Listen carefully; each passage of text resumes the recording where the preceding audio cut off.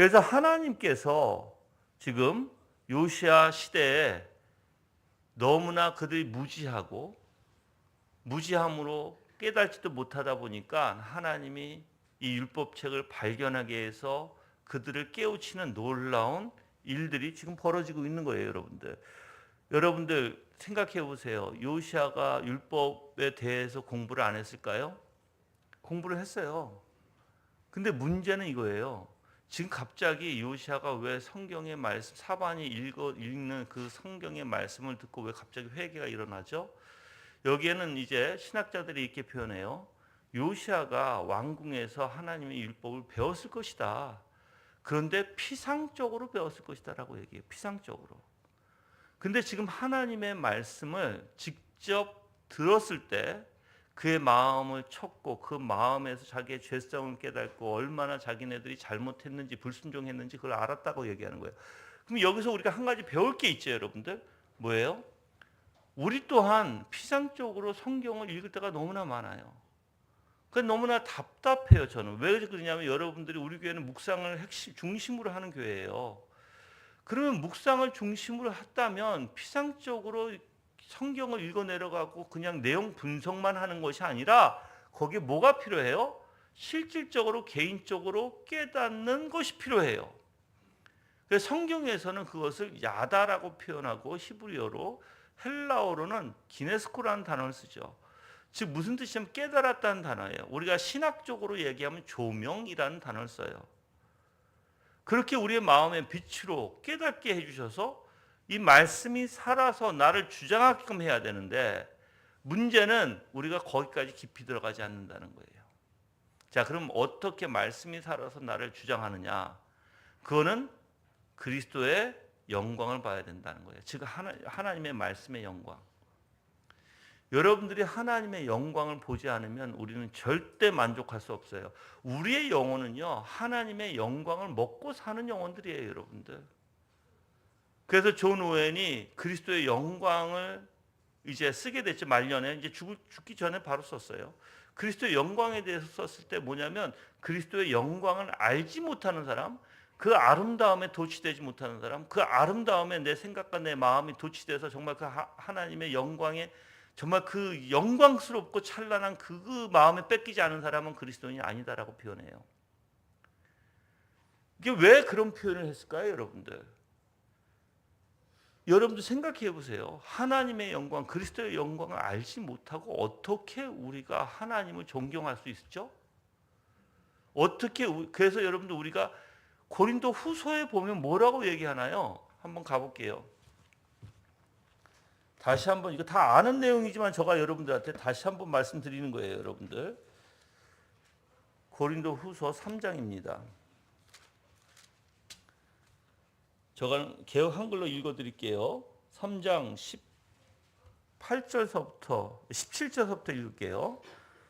주는 영이시니 주의 영이 계신 곳에는 자유함이 있느니라. 우리가 다 수건을 벗은 얼굴로 거울을 보는 것 같이, 이게 무슨 뜻이냐면 하나님의 말씀을 통해서 보는 거예요. 거울을 보는 것 같이, 하나님의 말씀을 통해서 보는 것 같이 주의 영광을 보매 저와 같은 형상으로 화하여 영광에 이르니 곧 주의 영으로 말미암느니라라고 얘기해요. 즉 하나님의 말씀을 통해서 뭘 봐요? 주의 영광을 봐요. 주의 영광을 보는데 뭐로 바뀌어요? 화해돼요? 하나님의 형상으로 화해되죠. 근데 그 영광으로 영광에 이르는 것이 고의 주의 영으로 말미암는, 성령으로 말미암는이라는 거예요. 그럼 성령께서는 우리에게 뭘 보여주신다는 거예요? 주님의 영광을 보여주신다는 거예요. 그럼 주님의 영광을 보면 어떻게 된다? 우리가 예수 그리스도의 형상으로 변화될 수 있다는 거예요. 그래서 여러분들 생각해 보시면 예수 그리스도의 영광을 보지 않고는 그 누구도 하나님을 사랑할 수도 없고요. 그 누구도 하나님 앞에 순종할 수도 없어요, 여러분들. 그래서 성경을 읽을 때 그냥 여러분들이 지식적으로 그냥 피상적으로 성경을 읽는 것이 아니라 그 속에 있는, 왜 우리가 조직 신학을 통해서 또는 우리가 하이델베르그나 웨스트민스터 신앙고백서나 왜 벨직 신앙고백서를 통해서 왜 우리가 교리를 배워야 되죠? 왜 하나님의 속성에 대해서 배워야 되죠? 왜 그렇죠? 바로 성경을 통해서 하나님을 보기 위해서예요.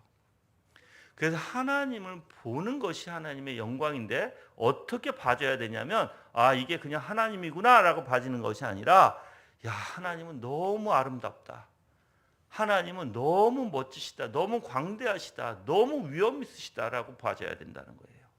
그래서 뭐예요? 내 생각과 내 마음 압도할 정도가 돼야 된다. 여러분들 내 의지를 움직일 정도로 하나님의 영광을 봐야 된다는 거예요. 여러분들 이런 거 있잖아요. 이제 하나를 예를 들면 예수 그리스도의 사랑을 즉 아버지의 사랑을 예수 그리스도께서 나타나신 거잖아요, 우리에게. 근데 그 사랑이 얼마나 아름다우신지. 여러분 지금 이것도 마찬가지예요. 한번 보세요. 하나님께서 왜 요시야 왕을 통해서 지금 왜 종교 개혁을 성전을 다시 보수하고 종교 개혁을 일으킬 수 있도록 하나님께서 이 율법책을 찾게 하셨을까요? 네? 바로 이들이 그러니까 이 나라가 회개하기를 원하셔서 그래요. 지금 그 뜻은 무슨 뜻이냐면 이 나라를 구원해 주시기 위함이에요. 하나님은 그런 분이세요. 우리가 죄를 졌다고 해서 무조건 죽이고자 하시는 분이 아니라 우리를 통해서 회개하게 하시고 회개를 통해서 구원해 주시고자 하시는 거예요.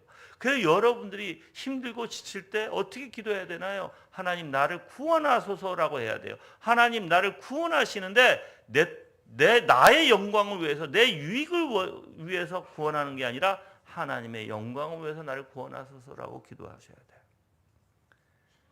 그래서 여러분들이 하나님은 어떠신 분? 자비로우신 분, 은혜로우신 분, 사랑이 충만하신 분, 항상 하나님은 좋으신 선하신 하나님이세요. 우리를 죽이려고 하시는 분이 아니라는 거예요, 여러분들. 네, 하나님은 우리의 죄를 알아요. 우리가 연약함도 알아요. 우리가 죄에 쉽게 빠지는 것도 알아요. 그렇죠? 그렇지만 하나님은 항상 기다리시죠. 왜 기다리실까요? 돌아오라고, 회개하라고. 여러분들이 죄에 넘어질지라도 하나님은 목사의 입을 통해서 여러 사람들의 입을 통해서 그 죄의 길로 가지 말라고 분명히 하나님께서 우리에게 경고하시죠. 왜 그래요? 죽이기 위해서 아니에요, 여러분들. 여러분들이 미워서 아니에요. 오히려 여러분들을 사랑하시고 여러분들을 붙드시고 여러분들을 올바로 이끌어 주시기 위해서 하나님께서 인도하시는 거예요. 그게 하나님의 사랑이에요, 여러분들. 여러분의 영혼을 구원하시기를 기뻐하시는 하나님.